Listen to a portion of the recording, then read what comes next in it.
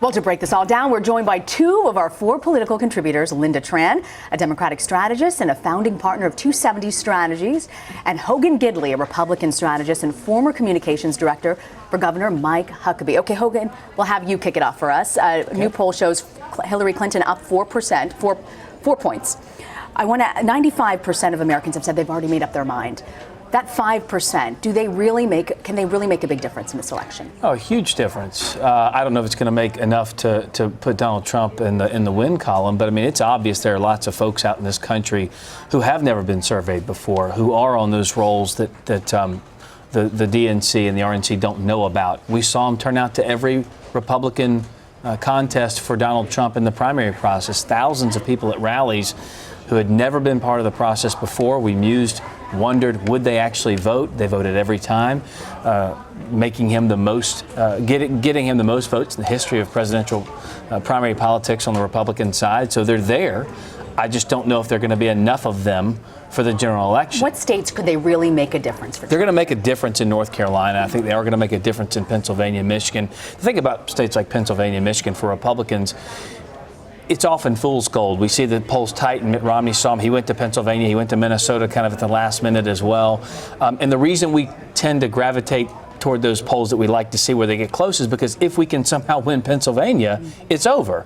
Because if he can pull off the same states as Mitt Romney did, Donald Trump can win those same states, win a Florida, and then win Pennsylvania, he's got it. The problem is it's those, you know, the big city centers are the ones that turn out the most vote, and I don't know if there are enough folks in the hinterlands, if you will, in the suburbs to get out and vote for Donald Trump. Lynda, let me ask you about the news that broke this weekend that James Comey has found nothing in the emails that he announced last week he was looking into. Do you think that that's going to have an effect at all on what people are going to do tomorrow? I mean, according to Nancy Cordes, when that news broke, she was traveling with the Clinton campaign. They were sort of like, kind of, you know, we told you so kind of a thing. Our CBS News polling shows that it doesn't have much of an effect, but what are you seeing? You know, I actually don't think that it's going to have very much of an effect at all. I think most of the polling, even after the initial letter, 11 days ago or so, when that came out, the initial polling showed that the vast majority of people, just like we've been seeing all along the cycle, they've already made up their minds. They knew who they're with, who they're against, and there's just a handful of people in the middle who may or may not make a difference. And to Hogan's point, it makes a difference. It matters only in a number of states whether those people who haven't made up their minds are going to switch one way or another. I just think people aren't really paying attention to it at this point. You also have to remember that more than 40 million people have already cast their ballots, and so it's a little bit baked into the pie. But, you know, it's interesting, Hogan, a lot of Republicans have said, look, there are people who early voted thinking that there might have been something in those emails. I don't know if that's enough to sway this election one way or another, but there's certainly a question as to whether or not there might be a few people in those battleground states that made that decision. Sure, and let's talk about North Carolina for a minute, a state I know very well. You're talking about the state breaks based on Wake County, which is Raleigh, Mecklenburg, which is Charlotte, and it's largely suburban women in those states. And of course, Raleigh's a part in the Research Triangle.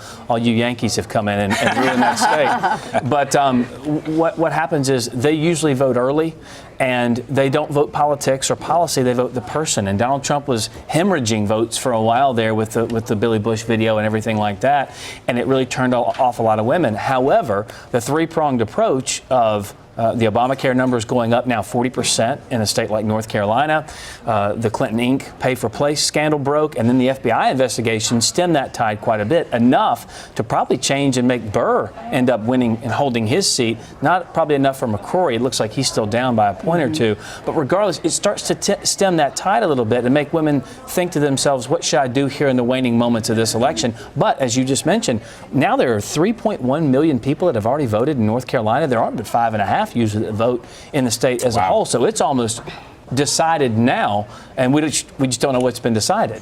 Well, in 2012, about a third of the electorate cast their ballots before Election Day. This cycle, they're predicting somewhere closer to 40% will have done so. So, I mean, to Hogan's point, it's done. Well, it was 40% actually a couple days ago, and there were 2.1. Now it's over 3.1 million. So it's actually 2.5. Now it's 3.1. So it's actually nearing 50% of the vote already cast in North Carolina. You know where it does make a difference, though, and I think this is part of what Hogan's saying, is down ballot. Yeah. So it was really a shift in momentum. So the narrative for several weeks in a row was really about Hillary Clinton's campaign and, hey, oh my gosh, are the Democrats going to pick up the Senate and the House? Oh, right. Can you believe it? The House as well. And that moment when that letter hit, I think, just kind of ground everything to a halt and shifted the possibilities for these folks. And now that the second letter's come out, there's just not enough time for these challengers to really kind of reset and then pick up the pieces where they were left off 11 days ago. And it was a referendum on Trump for so long. Then it became a referendum on Hillary. And when Hillary's in the news, she's losing. When Trump's in the news, he's losing. 56% of America, though, think that she should be indicted. So it's very interesting to see if half the country is going to vote that way. I want to ask you about Florida. Last election cycle, so much was made about the I-4 corridor. We're hearing much more about South Florida, Miami-Dade in particular. Tell us about the breakdowns there. And we've heard Hillary Clinton, the campaign, say that early voting in Florida is really helping Democrats in a big way. But could tomorrow those whites who are non-college educated that really back Trump, could those white voters come in and make a huge difference and turn the early voting tide? Absolutely, because they did that for him in the primary as well. But look, I think Obama won 62-38 Miami-Dade County in the last cycle. We have seen a massive influx on the Republican side of actually early voting there, more than we had. I mean, we're outpacing Romney's numbers by 2, 3, 4, 5 to 1 in some areas. The African-American turnout is way down in states like North Carolina and Florida, as I mentioned, but the Latino vote is up like 137% in Florida. Presumably most of those go for Trump. Most of those go for Clinton as well.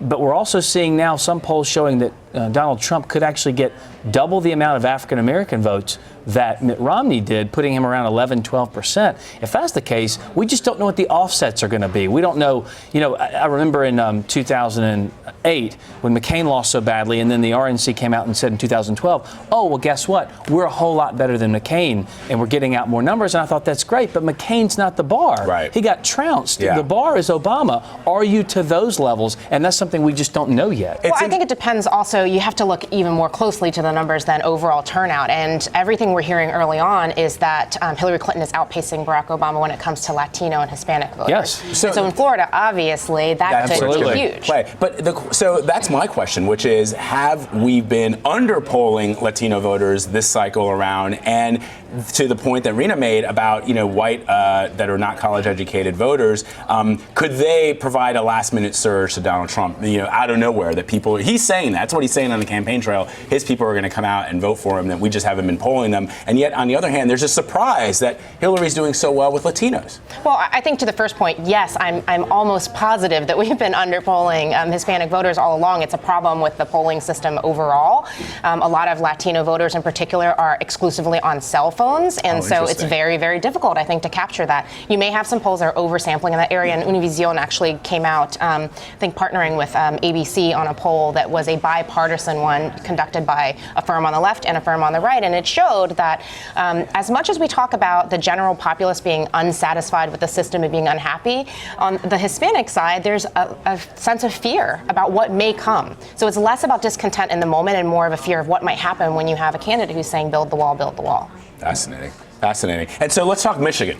That's really interesting because all of a sudden you've got the Trump camp going into Michigan saying we may have a chance to flip it. You have Kellyanne Conway even saying this morning they think they can flip Michigan and Pennsylvania. What are you guys hearing? Well, look, if Mitt Romney could have won one of his 5 home states, he would have been the one of his 5. Good one. He lost them all. Yeah. Michigan was one of those, okay? Again, as I mentioned, sometimes Michigan and Pennsylvania kind of lumping them together, industrial, Midwest type states, and you'd think Republicans should do okay there, but the union vote was so held tightly by Democrats for so long. But it always tends to tighten here, and then, of course, Republicans go in there. It sometimes can be fool's gold. But I think in this election, as we talked about before, what Donald Trump was talking about to those voters was that you've seen stagnant wages for 30 years. Your jobs are being shipped overseas. You can no longer feed your family. You don't have pensions. You don't have health care. Michigan, their health care is going up there as well. And I think he had a good message. The question becomes, is it too late to try and deliver that message? Was he off message too long? Did he squander those 7 weeks where he was the nominee and Hillary Clinton was yet the nominee, where he could have gone into those states and begin to lay that groundwork and present that message? And that's what we just don't know. Before I let you go, I want to ask both of you, so much of this election we focused on race. But was this election more about class than about race, about people not feeling like they're getting enough when it comes to job growth and earnings? I don't know if that's actually class or race. I think in general, there are pockets of people across all the demographics that feel like the country is not going in the right direction. They're upset about it. Somehow they feel like their own families aren't getting whatever it is they feel like they deserve to get. And that is something that I think we're going to have to continue to grapple with and answer questions about far after Election Day. And the rigged system Donald Trump keeps talking about isn't just about rigging votes, although I'm sure he believes that. It's a system as a whole, in the sense that the working man is always tends to be the one getting messed over by the government in some way. His job's gone. He can't make enough money to pay for his family, as I mentioned before.